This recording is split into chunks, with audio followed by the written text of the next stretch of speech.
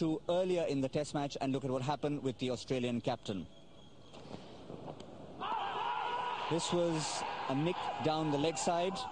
We clearly heard it, and the replays and Snicko suggested that there was a clear nick. This was the first of them that they got wrong. Ponting was on 17 at the time.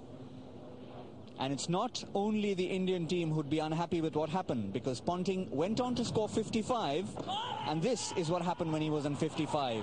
He was adjudged LBW to Harbhajan Singh. Some may say justice was done, but at the end of the day, it was bad decision number 2 as far as the umpires were concerned. Well, if that was expensive, there was another set of dismissals that proved to be even more expensive. A man in the eye of the storm, the same storm that's going to be brewing at the end of this test match. Well, this is as far as what happened on the field. Andrew Symonds. It all started with this caught behind of an enthusiastic Ishant Sharma, who was fairly certain. Most people in the stands heard the nick, and once again the Snicko and all the audio that we heard there suggested that he definitely got a nick. Symonds was on 30 at the time. Just to confirm exactly what happened, a clear nick there, the bat nowhere close to the pad. That was obviously a bad decision. Then a stumping that was referred to the third umpire. This now Symonds on 48. And as you can see from the third umpire, the foot appears to be raised, the bails appear to be off, but still the third umpire giving it not out. Then decision number 3. This time Steve Bucknor walks towards the stumps and does not even refer it to the third umpire. Well, Symonds in the first instance was on 30. He went on to make 162 not out. Whether you're good or bad in mathematics, you can tell it was an expensive proposition as far as India were concerned.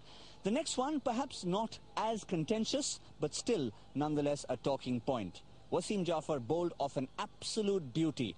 No one would argue with the fact that it was an absolute jaffa of a delivery. The only thing in question was Brett Lee's foot over the line. If you have a look at that a second time, well, a lot of people suggesting that perhaps that was a no ball. We'll stick to perhaps for the moment, but in the light of everything that's happened, that certainly will be queried. Then, as we came onto the final dramatic day, the man who dug in there, the wall they call him, Rahul Dravid, was looking like building yet another wall on the 5th day to take India to an honourable draw. And here it was. Absolutely nothing in it apparently, but the Bucknor finger went up again, and the replay clearly suggesting that the bat was nicely hiding behind the pad. A little nick off the pads, into the gloves, all the Aussies going up, and that was the end of Rahul Dravid. Not the most expressive person in the world, but certainly his emotions, you could say, justified there.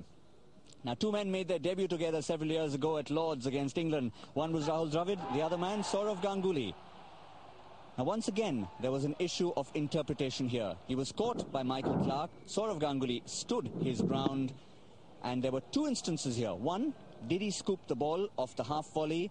And number 2, was he in control of the catch when he rolled over and the ball hit the ground? Well, lots and lots of questions to be asked over there. And right at the end, we've talked about first, second, third and fourth umpires. Was that Ricky Ponting, the 5th umpire, raising his finger and dismissing Sourav Ganguly? Well, one thing remains to be seen. Even if you were not to attribute India's defeat to the actual umpiring decisions, certainly there will be a talking point.